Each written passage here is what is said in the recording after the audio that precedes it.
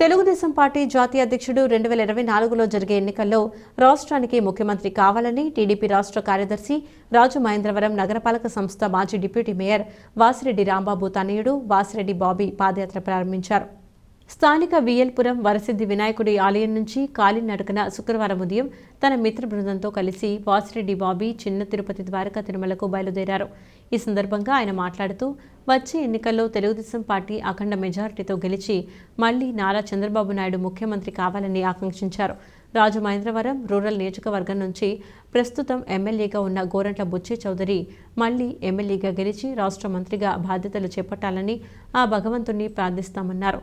తన మిత్రులతో కలిసి ఇక్కడ నుంచి పాదయాత్ర ద్వారా శనివారం సాయంత్రం నాటికి ద్వారకా తిరుమల చేరుకుని అక్కడ శ్రీ వెంకటేశ్వర స్వామి వారికి పూజలు నిర్వహించి మొక్కులు చెల్లించుకుంటామని బాబీ తెలిపారు. రాజమహేంద్రవరం రూరల్ నాయకుడు కేదారి తదితరులు ఆయన వెంట ఉన్నారు.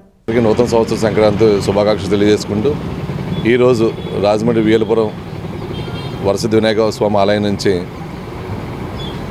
రానున్న నూతన సంవత్సరం అందరికీ దిగ్విజయం ముందుకు నడుస్తూ అందరికీ మంచి చేకూర్చాలని, అదేవిధంగా వచ్చే సంవత్సరం నారా చంద్రబాబు నాయుడు గారి నాయకత్వంలో తెలుగుదేశం పార్టీ అధికారంలోకి రావాలని మనస్ఫూర్తిగా కోరుకుంటూ ఇక్కడి నుంచి ఆంధ్ర తిరుపతి అయిన మన చిన్న తిరుపతికి నడక మార్గాన్ని వెళ్తున్నాం. మేము మా ఫ్రెండ్స్ అందరూ కలిపి చిన్న తిరుపతి ఇక్కడి నుంచి నడుచుకోవడం జరుగుతుంది. అలాగే ఈ పాదయాత్ర ఈవేళ రేపు సాయంత్రం స్వామివారి సన్నిధానం చేరుకొని స్వామివారికి పూజ అయిన తర్వాత తిరిగి ఇంటికి రావడం జరుగుతుంది.